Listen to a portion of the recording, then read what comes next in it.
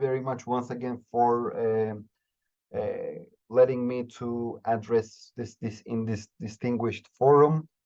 Before I would like to make any comments on the Turkish elections, I would like to make a very short analysis regarding the earthquake that happened in last February. You're seeing a map here. These are the main fault lines in Turkey, and the last earthquake that took place on February 6th. It occurred in this area. As you can see here, we have a province here, Kahramanmaraş, Adıyaman, Osmaniye, and of course Hatay. There was a very devastating earthquake here, and more than 50,000 people lost their lives. Just to give you some ideas about the destruction, as you can see, many cities, unfortunately, they were ceased to exist almost, especially the Hatay province in the south. Just to give you an idea about the destruction, here are some pictures from the highways. And in my opinion, this one is the most groundbreaking. Yes, as you can see, it is once upon a time, this whole area was one agricultural area, but because of the earthquake, now it became, like the West Bank and the East Bank.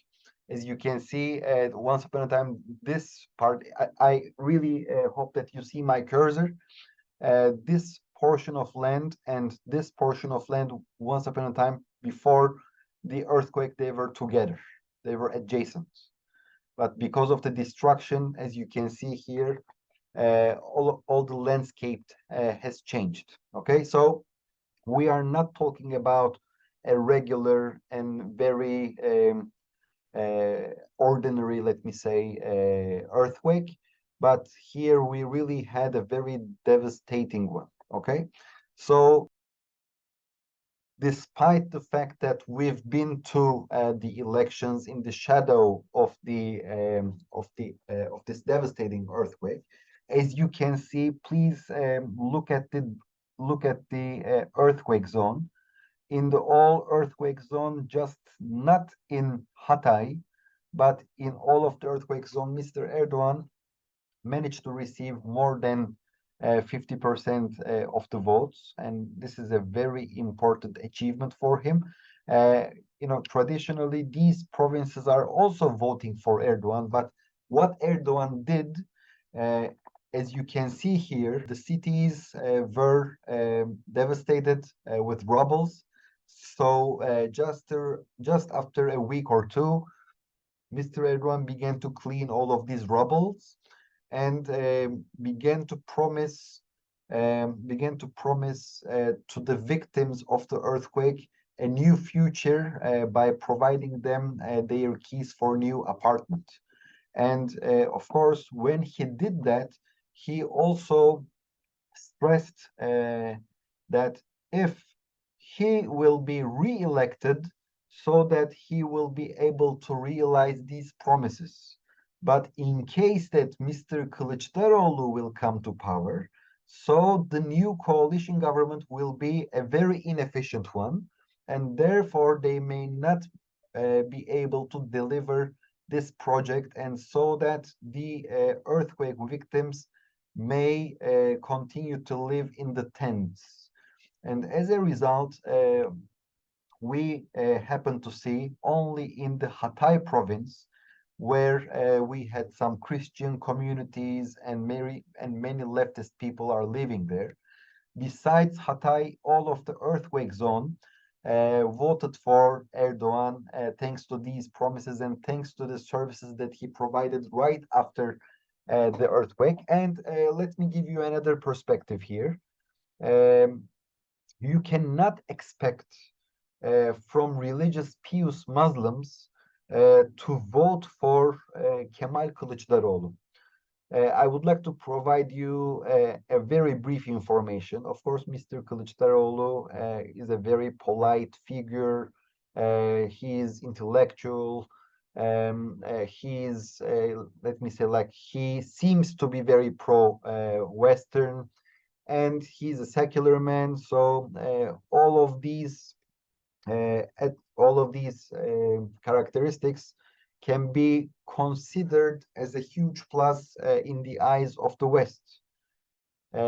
Also for the Turkish constituency as well. But Kemal Kilicdaroglu has another important, let me say, feature, like characteristic. He is not a Sunni Muslim, and in my opinion, this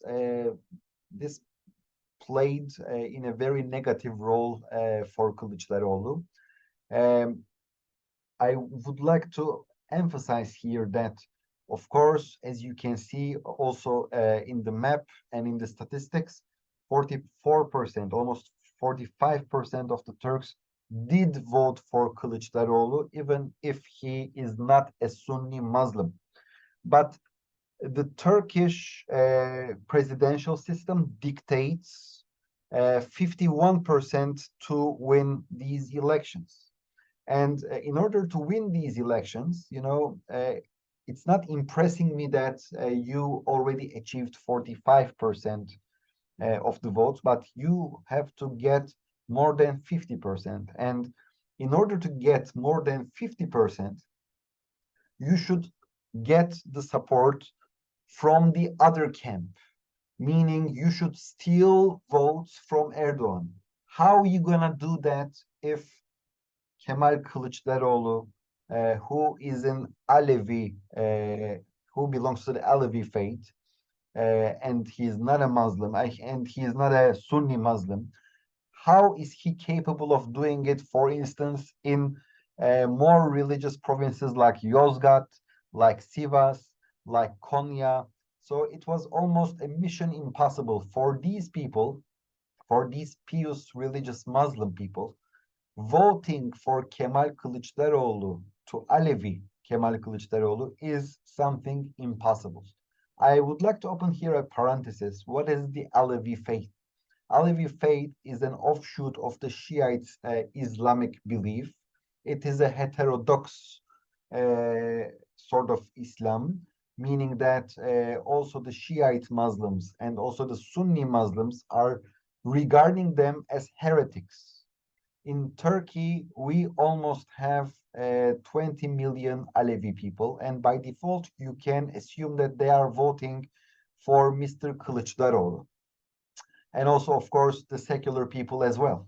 As you can see here in the map, all of the coasts, once again, voted for the secular party. What you can understand from the coasts is you have consumption of alcohol, tourism, and bikini.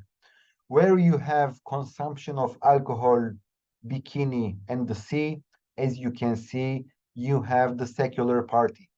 And besides that, here in Istanbul and in Ankara, Kemal Kılıçdaroğlu won a very slight victory. I will going to show you the maps. And for the first time ever, Mr. Erdogan also managed to break this unwritten law in the Turkish politics. It was said that whoever is taking Istanbul and Ankara will get all Turkey. Since the difference between the two camps were very, very, very tiny, so of course at the end Kemal Kılıçdaroğlu won in Istanbul and Ankara, but since the difference was very tiny, this unwritten law did not basically realize itself, and Mr. Erdogan still remained in power. And also at the end of the first round, we also saw that Mr. Erdogan secured the parliamentary majority. As you can see here, his People's Alliance acquired 323 seats out of 600, and that was why many Turkish people preferred to vote for Erdogan in the second round just to have stability in the system. I would like to make here a clarification. The Turkish presidential system requires an harmony between the parliament and the president. Let's say if in the parliament the Justice and Development Party-led People's Alliance would be in majority, but the president itself was from the opposition, then we could face a deadlock in the system. And therefore, in the second round, the most important motto of Mr. Erdogan was the stability. If you would like to see a stability in Turkey, then vote for me, he said. Okay. And I also would like to show you the voting patterns around the world. As you know, the Turkish citizens also voted in various countries in the world. As you can see in the Middle East, apart from Israel, and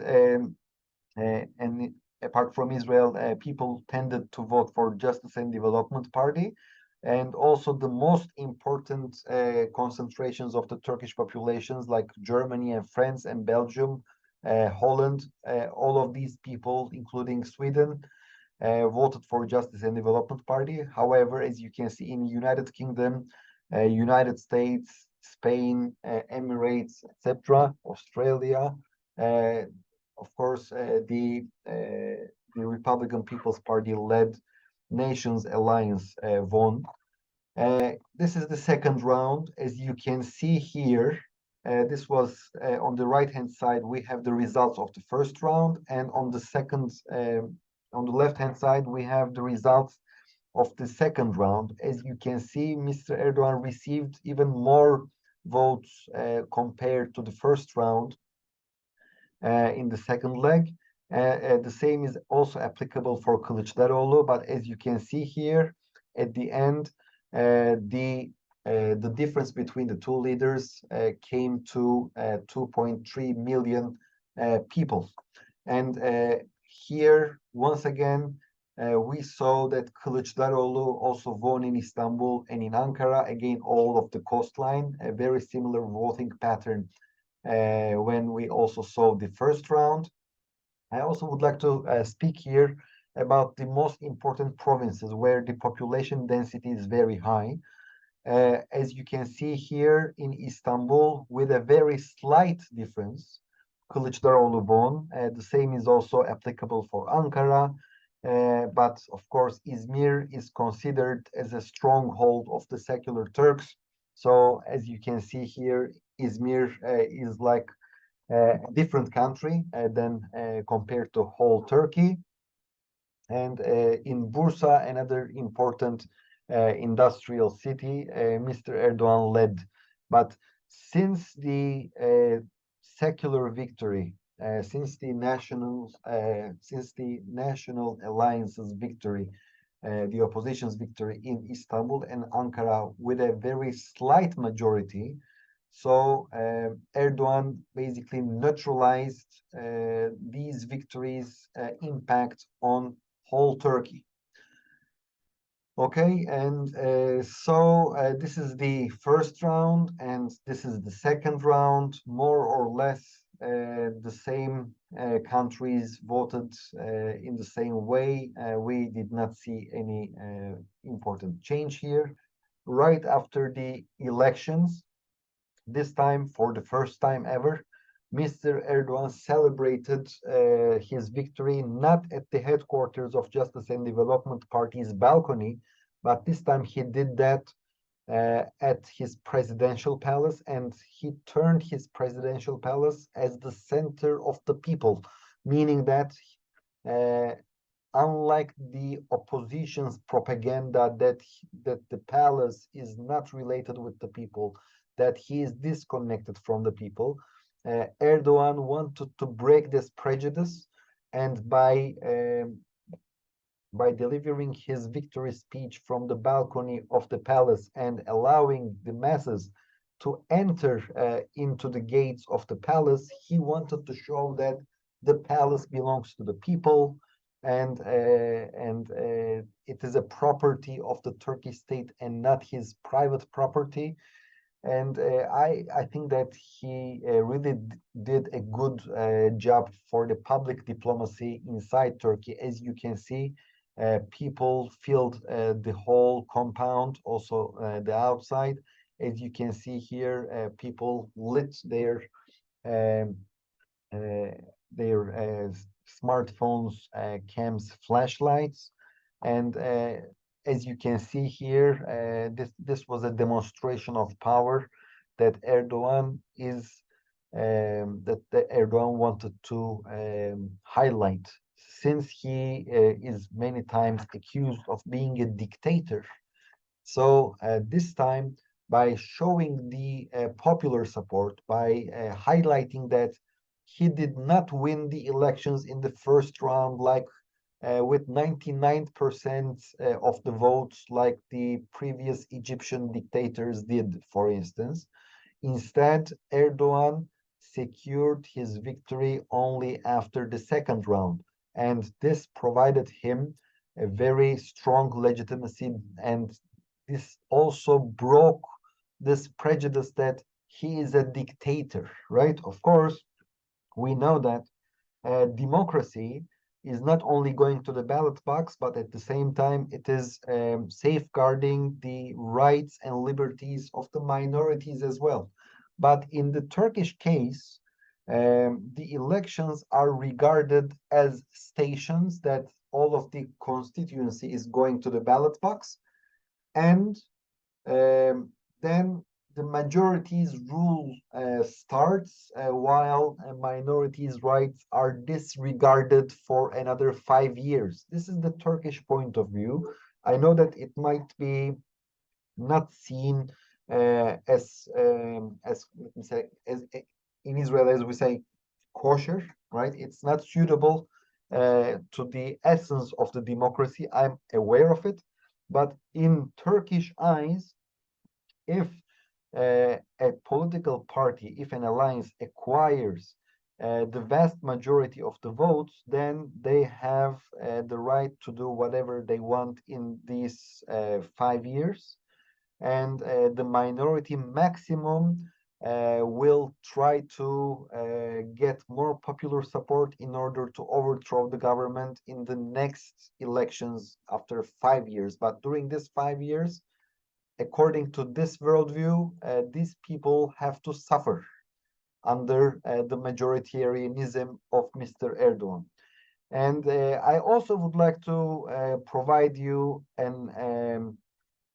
a perspective regarding the Turkish foreign policy. Right after the elections, here are the countries that congratulated Mr. Erdogan right after his victory, after the initial results. We have Russia, Venezuela, Afghanistan, Iran, Azerbaijan. Of course, Azerbaijan maybe should not be counted in this list because its status is very different. It's a sister country of Turkey. Palestinian Authority, Hungary, Qatar, Pakistan, Libya, and Algeria. And of course, the leaders of the other countries, like the leader of Greece, Israel, United States, etc., they only congratulated Mr. Erdogan after all votes were crystallized, the results were crystallized. Here, there's a saying that please tell me your friend and I'll tell you who you are. Uh, this is a very problematic list, in my opinion. If all of these countries are congratulating you and you are considered as their best friend, so we have a problem here.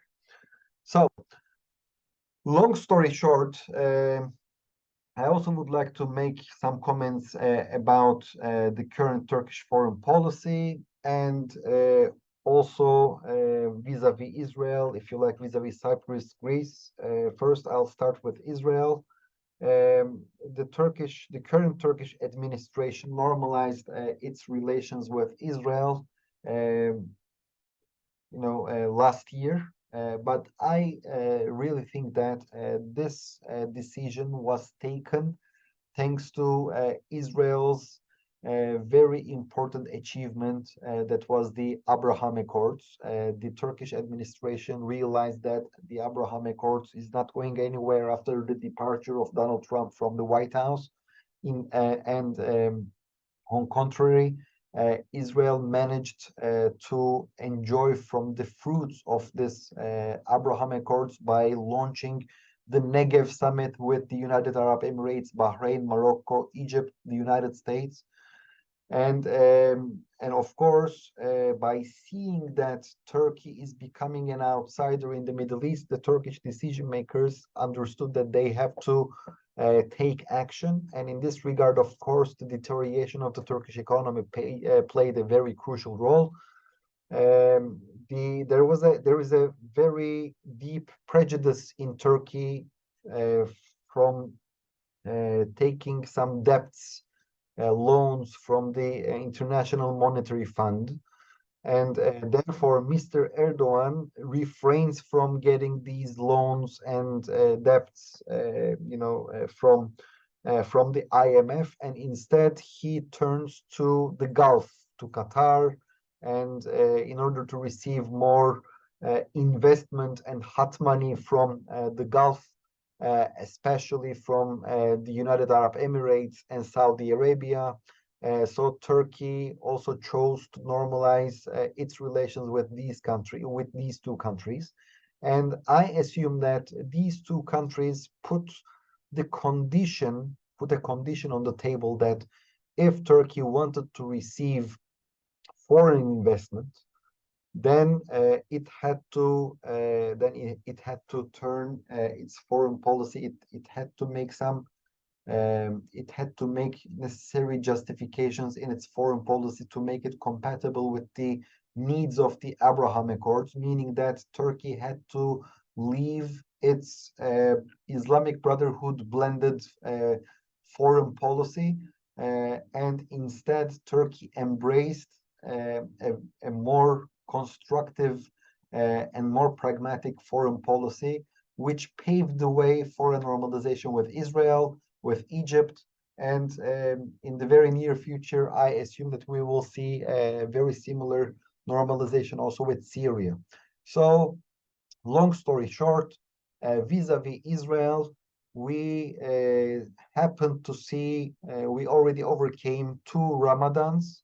We had overcame two or three tensions in the Temple Mount in Jerusalem. We overcame a military operation in the Gaza Strip, but still, Mr. Erdogan did not end this fragile normalization with Israel. I think that he will remain loyal to this fragile normalization. And of course, we will continue to see the cooperation between the two states. I also would like to provide you another angle here. There is an ongoing cooperation between Israel and Azerbaijan, and I think Azerbaijan can also act as a bridge between Israel and Turkey, and these three countries can also form a trio in order to contain Iran in the near future. And regarding Cyprus and Greece, of course, these two countries are very important for the Turkish foreign policy. It is a years-long rivalry, but still, in the shadow of the deteriorating Turkish economy, I really do not think that the Turkish government will take a drastic decision and will deteriorate the relations with Greece and Cyprus. And I also would like to highlight here the Greek government's earthquake diplomacy was also a great achievement, I think. It also decreased the tension between the two countries in a very significant way. And therefore, apart from demonstrating military power through showing to the Turkish media the latest achievements of the Turkish military industry, like posing to the cams next to the Turkish UAVs or other military vehicles like the Kızıl Elma, the unmanned fighter jet that they recently revealed to the press. I really don't think that apart from these kind of demonstrations of power, we will see a very unlikely deterioration in the relations. So if you like, I'll stop here. If you have any questions, of course, I would love to answer your questions. And thank you very much once again for providing me this distinguished platform. I really hope that you enjoyed the analysis.